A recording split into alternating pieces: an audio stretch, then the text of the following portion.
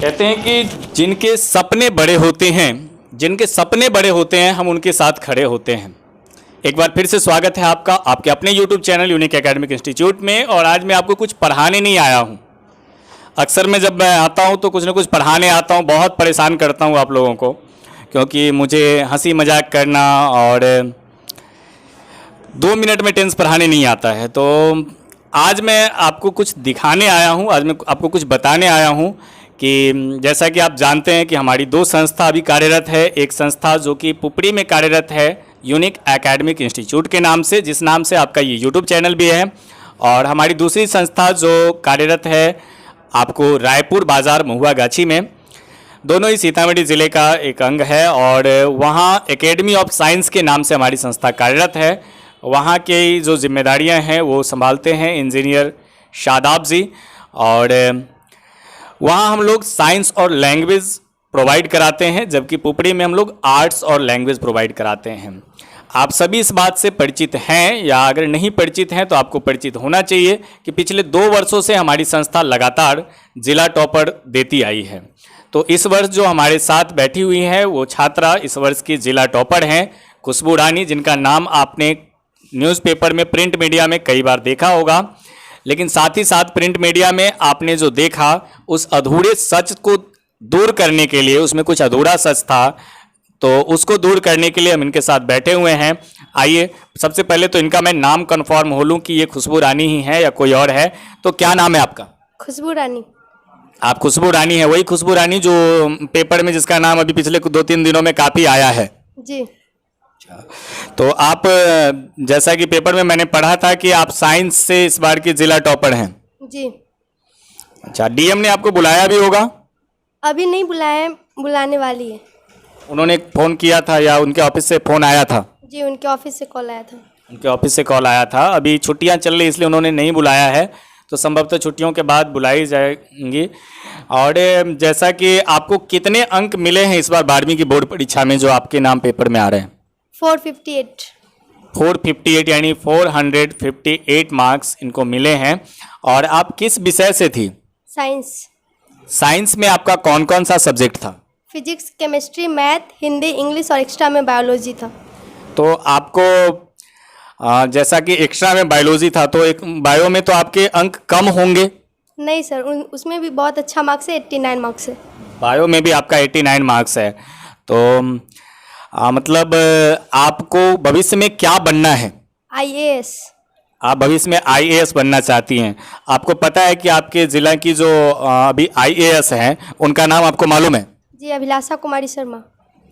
सुश्री अभिलाषा कुमारी शर्मा आपके ज़िला की IAS हैं अभी। तो आप उनसे इंस्पायर्ड हैं, ये कह सकता हूँ? जी। तो वो भी एक महिला हैं और वो महिला IAS है हमारी ज़िला की, ये भी गौरवान्वित करने वाली पल है। और हमारी छात्रा भी IAS बनना चाहती हैं और जल्दी ही आपकी मुलाकात उनसे होने वाली है। तो मुझे लगता है कि वो भी आपसे ये प्रश्न ज़रूर पूछेंगी कि आप क्या बनना चाहती हैं। और जब आप कहेंगे कि आप IAS बनना चाहती हैं तो निश्चित रूप से उनको भी खुशी होंगी। और चलिए, तो मैं ये भी जान लेता हूँ कि इस वर्ष चूँकि लॉकडाउन रहा, काफ़ी परेशानियाँ रही लोगों के साथ, पढ़ाई करना बड़ा मुश्किल रहा, संस्थाएँ लगभग बंद थी। और ऐसे में आपको ये कैसे लगा कि आप टॉप कर सकते हैं? किसको आप इसका श्रेय देना चाहेंगी? इसका श्रेय मैं अपनी माता पिता को देना चाहूँगी और अपने टीचर्स को देना चाहूँगी। तो माता पिता को देना चाहेंगी, ये तो चलिए सहज है, लेकिन टीचर्स को क्यों? चूँकि लॉकडाउन था तो संस्थाएं तो लगातार बंद थी इस बार, तो फिर आप टीचर्स को श्रेय देना चाहती हैं, क्यों? हम जहाँ पढ़ते थे एकेडमी ऑफ साइंस में, सदाब से वहाँ पर आते हैं, तो वो मेरे घर आकर पढ़ाते थे। और हिंदी और इंग्लिश राहुल सर से पढ़ते थे, वो ऑनलाइन पढ़ाते थे। और लॉकडाउन के बाद वो कोचिंग में भी आकर पढ़ाए। तो मतलब आपको लगता है कि आपके शिक्षकों ने बिल्कुल न्याय किया, मेहनत किया आपके साथ, और वो डिज़र्व करते हैं इस चीज़ को? जी। अच्छा, मैं प्रिंट मीडिया देख रहा था तो प्रिंट मीडिया पर मुझे दिखाई दिया कि आपकी सफलता का जो श्रेय है आपके माता पिता के साथ साथ कोई गुप्ता सर थे। तो क्या आप किसी गुप्ता सर को जानती हैं? नहीं। तो आपको आश्चर्य नहीं हुआ पेपर में जब आपने गुप्ता सर का नाम देखा, तो आपको आश्चर्य नहीं हुआ? वो खुद ले रहे थे श्रेय। वो तो हाई स्कूल के हेड मास्टर है, लेकिन वो हमको पढ़ाया नहीं। और वो पेपर में डाले थे कि वो ऑनलाइन पढ़ाए हमको। ये सही नहीं है। तो ऑनलाइन कक्षाएं स्कूल की तरफ से चलाई गई थी क्या? नहीं। तो ऑनलाइन कक्षाएं स्कूल की तरफ से नहीं चलाई गई थी, लेकिन रायपुर हाई स्कूल के प्रधानाध्यापक महोदय हैं गुप्ता सर, उन्होंने इस बात का श्रेय लिया। उनको भी बहुत बहुत धन्यवाद। मैं मानता हूं कि ये बच्चे उन्हीं के बच्चे हैं, लेकिन थोड़ा सा मेहनत अगर वो करते तो इस चीज़ को डिज़र्व करते थे। अच्छा, मैंने सुना है कि प्रैक्टिकल में आपके मार्क्स जो हैं वो कम हो गए हैं। जी आपका राज्य में 13वां स्थान है, ऐसा भी मैंने सुना है। जी। तो अगर प्रैक्टिकल में आपको पूरे मार्क्स दिए गए होते तो राज्य में आपका स्थान टॉप 5 में हो सकता था? जी हो सकता था। तो प्रैक्टिकल की परीक्षाओं में मार्क्स किस आधार पर दिए जाते हैं, यह भी एक संदेहास्पद प्रश्न है, क्योंकि ज़्यादातर जो हमारे बच्चे रहे हैं उनको इस बात की शिकायत रही है कि उनको प्रैक्टिकल में मार्क्स कम दिए गए हैं। तो सबसे बड़ा कारण जो मुझे इसका लगता है उसका होता है सरकारी विद्यालयों में कक्षा न संचालित होना। अगर कक्षाएं संचालित होंगी तो निश्चित रूप से शिक्षकों को पता होगा कि माहौल किस प्रकार का है, तो कौन सा बच्चा हमारा अच्छा है, तो उस आधार पे वो उनमें प्रायोगिक परीक्षा के अंक देंगे। खैर चलिए, हमें ये जान करके ज़्यादा तकलीफ़ नहीं हुई, और ये जान करके और भी ज़्यादा अच्छा लगा कि गुप्ता सर को इस बात की दिलचस्पी तो है कि उनकी बच्ची जिला टॉपर आई है। अगर थोड़ा सा प्रयास उन्होंने और किया होता तो आप टॉप 5 में होती। और मैं उनसे गुजारिश ये भी करना चाहूँगा कि वो आगे से इस बात का ध्यान रखें, बच्चे की प्रतिभा के आधार पर प्रायोगिक परीक्षा में अंक दें।